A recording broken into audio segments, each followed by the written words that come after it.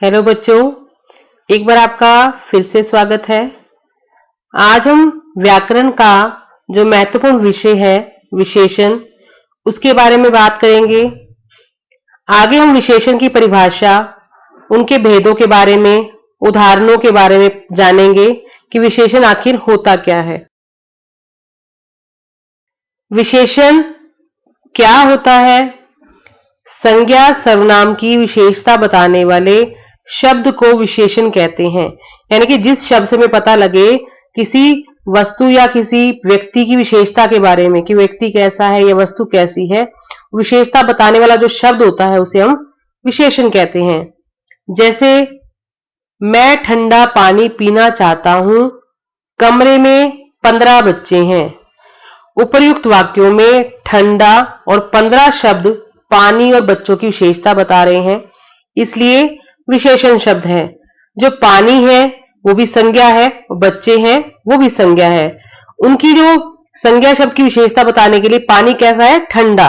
तो पानी की जो विशेषता है वो ठंडा है और बच्चे संख्या में कितने हैं? 15। ये भी उसकी विशेषता के अंतर्गत आती है। उसके बाद बात करेंगे, एक शब्द आता है विशेष्य।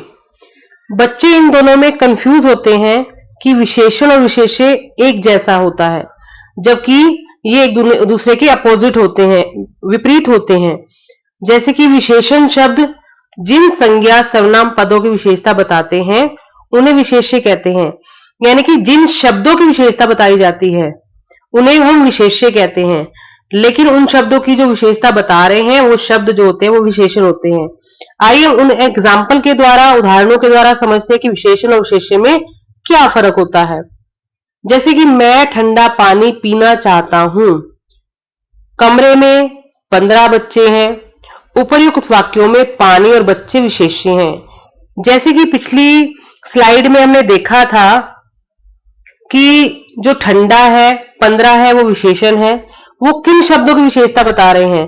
पानी और बच्चों की। तो पानी और जो बच्चे हैं वो विशेष्य के अंतर्गत आते हैं।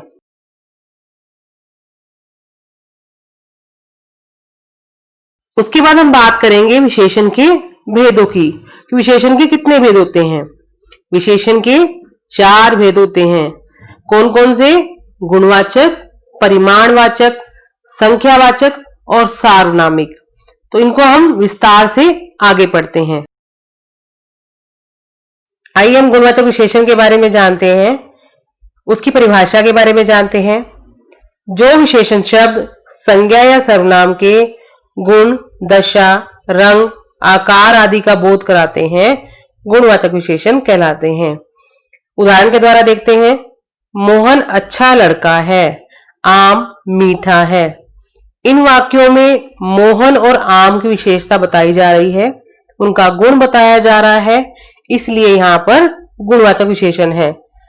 गुण के साथ साथ जब किसी की दशा के बारे में, कोई रंग के बारे में, जैसे कि रंग कोई लाल, काला, पीला, उसके आकार के बारे में, गोल गोल है या चौकोर है, सीधा है, टेढ़ा है, कोई दशा हो जैसे कमजोर, हल्का, रोगी, भारी, पुराना, कोई नया, ये सारी जो दशाएं हैं ये सारी गुणवाचक विशेषण में ही आती हैं।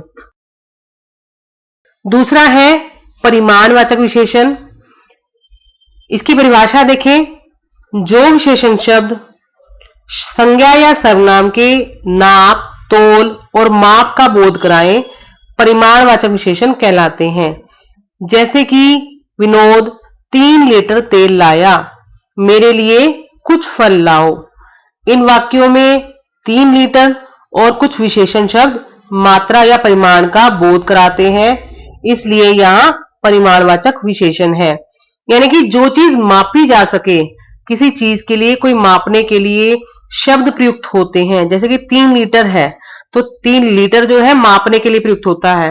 लीटर हो सकता है, मीटर हो सकता है, सेंटीमीटर हो सकता है, इंच हो सकता है, मापने के लिए कुछ भी हो सकता है, चाहे वो दर्जन है, किलो में है, वो सब परिमाणवाचक विशेषण में आते हैं। परिमाणवाचक विशेषण के भी आगे भेद होते हैं। परिमाणवाचक विशेषण के 2 भेद हैं। पहला है निश्चित परिमाणवाचक और दूसरा अनिश्चित। निश्चित परिमाणवाचक विशेषण में क्या होता है कि जो शब्द संज्ञा के निश्चित परिमाण का बोध कराए, यानी कि हमें पता हो कि वस्तु कितनी है, उन्हें हम क्या कहेंगे, निश्चित परिमाणवाचक विशेषण कहते हैं। जैसे मुझे 2 मीटर कपड़ा चाहिए, राम 5 किलो आम लाया। इन वाक्यों में 2 मीटर और 5 किलो क्रमशः कपड़े और आम की निश्चित मात्रा बता रहे हैं, इसलिए निश्चित परिमाणवाचक विशेषण है। यानी कि जहां हमें पता लगे कि कितनी चीज चाहिए, एग्जैक्ट कितनी होती है, वास्तव में कितनी चाहिए, वो निश्चित परिमाणवाचक विशेषण में आती है। परिमाणवाचक का दूसरा भेद है अनिश्चित परिमाणवाचक। जो शब्द संज्ञा के निश्चित परिमाण का बोध ना कराए, उन्हें अनिश्चित परिमाणवाचक विशेषण कहते हैं। जैसे तुम अधिक टमाटर ले आए या चाय में थोड़ी सी चीनी डालो। इन वाक्यों में अधिक और थोड़ी सी क्रमशः टमाटर और चीनी की अनिश्चित मात्रा बताते हैं, इसलिए ये अनिश्चित परिमाणवाचक विशेषण कहलाते हैं। क्योंकि अगर हम टमाटर में हमें पता नहीं अधिक में कितने हैं, 4, 5, 10 कुछ नहीं पता, यानी कि एग्जैक्ट जो हमारी संख्या है या किलो में कुछ नहीं पता, थोड़ी सी में मापने का कुछ प्रयुक्त नहीं हुआ, जैसे कि 1 चम्मच 1 कटोरी, कोई मापने का प्रयुक्त नहीं हुआ, तो यहाँ पे हम वास्तविक स्थिति नहीं पता, तो यहाँ पर हमें अनिश्चित परिमाणवाचक विशेषण का बोध होता है। विशेषण का तीसरा भेद है संख्यावाचक विशेषण। जो शब्द संज्ञा की संख्या का बोध कराए, उन्हें संख्यावाचक विशेषण कहते हैं।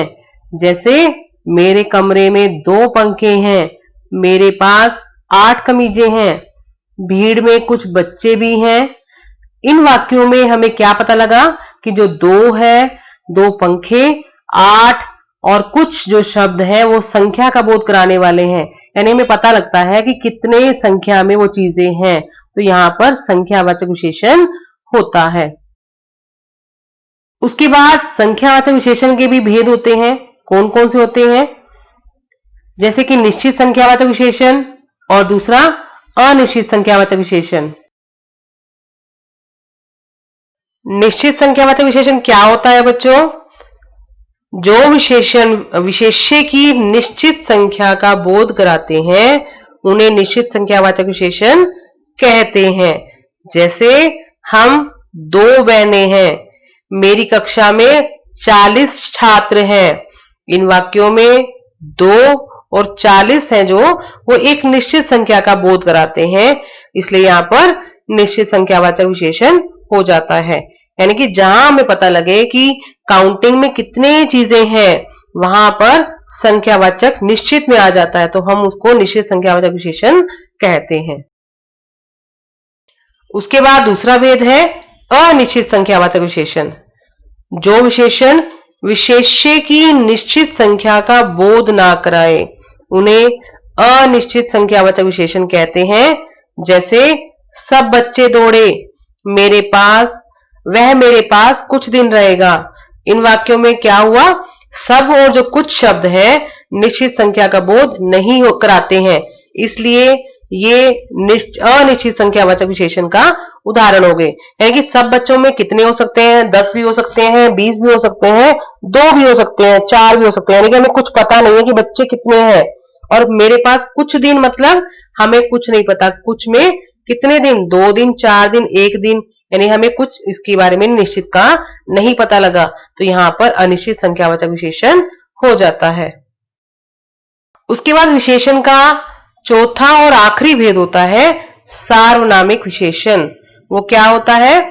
जिन सर्वनामों का प्रयोग संज्ञा से पहले आकर उसकी विशेषता बताने के लिए किया जाता है, उन्हें सार्वनामिक विशेषण कहते हैं।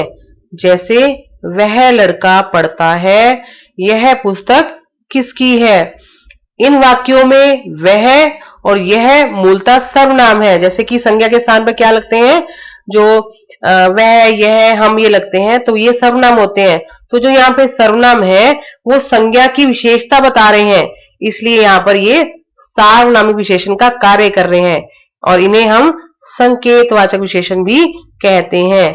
लड़का जो शब्द है वो संज्ञा है, लेकिन संज्ञा से पहले सर्वनाम लगा है, तो वो सर्वनाम उसकी विशेषता, लड़के की विशेषता का कार्य कर रहा है कि वह लड़का, हमें बता रहे हैं कि वो संकेत करके बता रहे हैं कि वही लड़का वो पढ़ता है। यह पुस्तक, यानी इशारा कर रहे हैं, संकेत कर रहे हैं कि यही पुस्तक है, वो किसकी है, वो एक निश्चित चीज के बारे में पूछ रहे हैं कि यही जो पुस्तक है वो किसकी है। तो यहाँ पर हम सार्वनामिक विशेषण इसको कह देते हैं। उसके बाद एक शब्द आता है प्रविशेषण। विशेषण में ही हम प्रविशेषण को जोड़ते हैं। जो विशेषण शब्द संज्ञा की बजाय विशेषण की विशेषता बताते हैं उन्हें प्रविशेषण कहते हैं। ये सामान्यतः विशेषण के गुणों में वृद्धि करते हैं। प्रमुख विशेषण कौन कौन से होते हैं? अत्यंत, अति, बड़ा, अतीव, बेहद, ज्यादा, घोर, बहुत आदि। जैसे कि सीमा सुंदर है, ये तो सुंदर तो उसकी विशेषता है, लेकिन अत्यंत सुंदर है, जो अत्यंत शब्द है वो प्रविशेषण होता है। माधुरी बहुत मोटी है, जो मोटी है उसकी स्थिति के बारे में है, तो उसकी अवस्था के बारे में है, लेकिन जो बहुत शब्द है वो प्रविशेषण कहलाता है। इस तरह से जो विशेषण की भी विशेषता जो बताने वाले शब्द होते हैं वो क्या कहलाते हैं? प्रविशेषण। उसके बाद विशेषण की अवस्थाएं भी होती हैं, इसके बारे में जानते हैं। विशेषण की 3 अवस्थाएं मानी जाती हैं। कौन कौन सी होती हैं? मूलावस्था, उत्तरावस्था और उत्तमावस्था। मूल अवस्था मतलब सबसे छोटी होती है, उत्तरा उससे थोड़ी बड़ी, उत्तमा सबसे हाईएस्ट वाली, उच्च जो श्रेणी में आती है उनको हम उत्तमावस्था कहते हैं। मूलावस्था क्या हो गई, देखते हैं। इसमें किसी एक व्यक्ति, वस्तु या पदार्थ के गुण अथवा विशेषता को प्रकट किया जाता है। इसमें विशेषण का तुलनात्मक रूप नहीं होता, यानी कि किसी तुलना नहीं होती है। नलिनी कुशल नर्तकी है, यानी कि वो बेसिक चीजें हैं, वो उससे किसी से कंपैरिजन नहीं कर रहे हैं, तुलना नहीं कर रहे हैं। तो जो कुशल नर्तकी है, कुशल जो शब्द है वो मूल अवस्था हो गई। और देसी की शुद्ध है, जो शुद्ध शब्द है वो भी मूल अवस्था हो गई, क्योंकि इसके किसी से कंपैरिजन नहीं है। अगर 2 चीजों का कंपैरिजन हो तो वो मूल अवस्था में नहीं आती है। उसके बाद है उत्तरावस्था।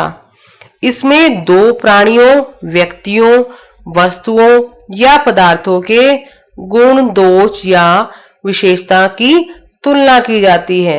यानी कि मूल अवस्था में किसी की विशेषता तुलना नहीं करते, लेकिन उत्तरावस्था में हम 2 चीजों की तुलना करते हैं। जैसे कि पवन वेद से कमजोर है, यह पेड़ उस पेड़ की अपेक्षा घना है। उत्तरावस्था में तुलना करने के लिए से, की अपेक्षा, से अधिक, की तुलना में, के मुकाबले आदि वाचक शब्दों का प्रयोग किया जाता है। उसके बाद हम बात करेंगे उत्तमावस्था की। इसमें 2 या 2 से अधिक वस्तुओं, प्राणियों, पदार्थों अथवा व्यक्तियों की तुलना करके उनमें से किसी एक को सबसे अच्छा या बुरा बताया जाता है।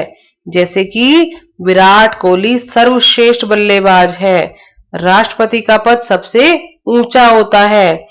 उपर्युक्त वाक्यों में सर्वश्रेष्ठ और सबसे ऊंचा शब्द उत्तम अवस्था के द्योतक है, यानी कि सबसे उच्च श्रेणी वाले जो चीज होती है उसके बारे में इसमें बात की जाती है। बच्चों, आपको वीडियो बहुत अच्छा लगा होगा। उम्मीद है आपको विषय समझ में आ गया होगा। अगर आपको मेरा विषय समझ आ गया हो तो मेरे चैनल को लाइक कीजिएगा, सब्सक्राइब कीजिएगा और कमेंट करके बताइए कि आपको मेरी वीडियो कैसी लगी। धन्यवाद।